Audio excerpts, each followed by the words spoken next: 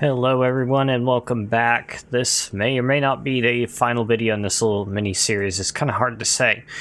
So I've completed my little side mod here. I've named it Fun Ores because it's got a wide variety of crazy ores, which I'm going to go over in just a moment. Haven't done any work on gems again.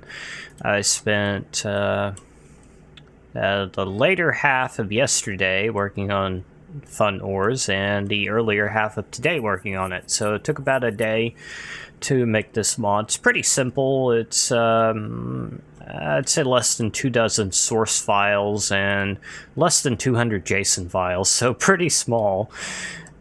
So let's see, I got a little iron ingot here just to kind of cross-reference these textures here. Haven't changed any since last time. I did add these metal blocks that you could make. Thank you, weather system. I swear, I have to type toggle downfall every 10 minutes on this world. Okay, so we got blocks that you can make out of all the ores. So that's pretty much what you would expect. 9 ingots makes block. Blocks can be crafted back into ingots. Ingots can be crafted into nuggets and back. Exactly what you would expect. So over here we've got 2 new groups of ores, and these are called meat ores, and these are called mob ores. And if you wanted to, you could call them passive mob ores and hostile mob ores. Either way works for me. So the meat ores, these are named after the various animals. So we got pig, fish, or basically the meat types: cow, chicken, rabbit, and sheep. And these drop primarily the meat that the respective mobs would drop. Obviously, fish is an item, but I'm sure you understand the direction I'm going with this. And these ores will drop additional items. For example, the cow ores will also drop some leather, not as much as the raw beef. And a chicken ore will drop feathers, occasionally eggs, and you get the ideal. Pig ore will rarely drop a saddle, supposedly. I've yet to actually see that happen, but it's a very small chance of happening. And let's get these extra out of here. Actually, I should probably just mine some of these just to show them off. And pickaxe. Let's get a good one. No, I'll just get a regular one. That was enough scrolling. So as you can see, it just drops meat. I think on the average you get about 1.5 pieces per ore for all the different meat ores. So I don't actually know how many ore blocks I place. Let's just get rid of these, thank you. Okay, so the hostile mob ores, these are pretty similar to the meat ores in that they drop what their respective mobs would drop, and I really wish I had NEI here. I want to keep that pick. There we go. So we got the zombie ore, skeleton, creeper, spider, enderman, slime, and witch for the overworld. And for the nether, we've got zombie pigman, ghast, magma cube, and wither, which drops what wither skeletons would drop. And all of these that correspond to a mob that has a head will potentially drop a head, but it's pretty rare. And is that a rabbit? So easily distracted. It's a rabbit. I was actually playing around earlier and I spawned about 300 in, just because. Alright, so let's mine a couple of these. So, it's got the zombie ore, and it would help if I'm not in creative mode. I do that every time. This drops mostly rotten flesh, but it can drop some things like carrots and potatoes as well, very rarely. Skeleton ore drops bones and arrows. That first one didn't actually give anything. Huh. Creeper ore gives gunpowder. Spider ore gives string and spider eyes. The enderman ore is not quite what you would expect, because ender pearls are kind of valuable. Oh, thank you for reminding me that I have not fixed that. So these drop these little shards here, and you craft 4 of these into an ender pearl, and you get about 2 to 3 per ore. So slime gets slime balls. The witch ore gives the stuff that witches drop, so it's kind of like a random mishmash of various junk. Okay, so zombie pigman gives zombie flesh, gold nuggets.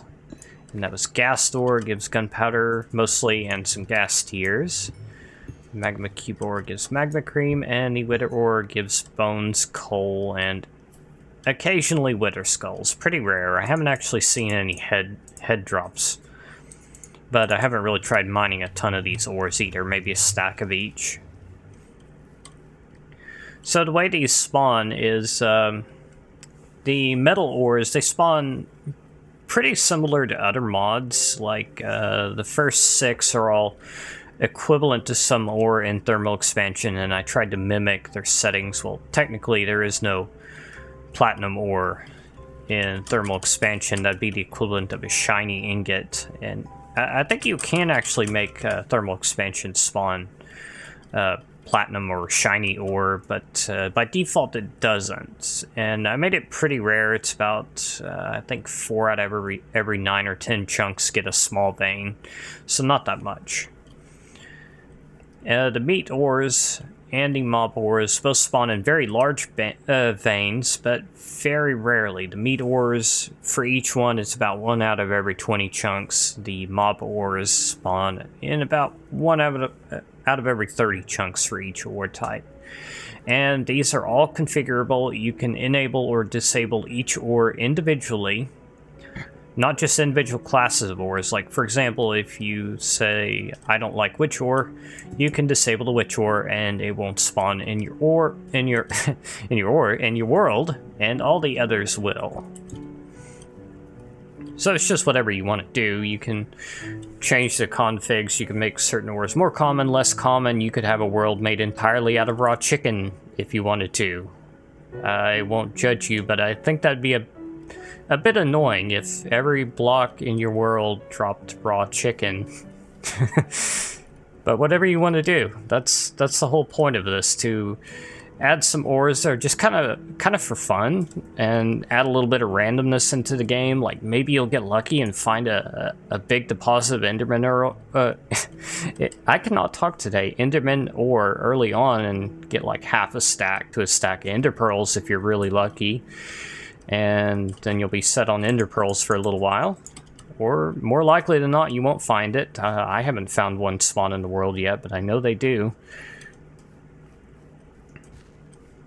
And of course, with all the metal ores here, whenever you add a mod that actually uses some of these metals, you won't have to go hunt down new chunks and mine in those new chunks to find the ores. So that's kind of nice.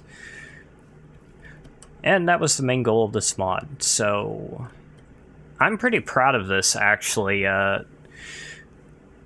Not necessarily the content that you see, but the actual code of the mod. I feel like I did a very good job. I've learned a lot from making silence gems and silence pets. I've learned how to make my code a lot cleaner and easier to read, and just earlier today, I got to the point where, you know, I'd actually added all the ores, and it was like, well, I gotta make them spawn in the world now, so I went to gems and opened up the world generator for that class. It's all messy and nasty looking, and I'm thinking, how can I make this better? And I've got one function that actually spawns the ores, and you just pass in a variable that has the config options for each ore, and you basically just have to say, spawn copper, spawn tin, spawn silver, and just say that one line for all these ores, and that one function takes care of all of it. And it's so easy to read. It's so much better than the Gems World Generator, which didn't really have that much stuff to do, but it was hard to read. And to me, that's a pretty big deal. Readability is something I always aim for, and it's something that's very hard to perfect. You can learn to code without too much trouble. Well, some people can.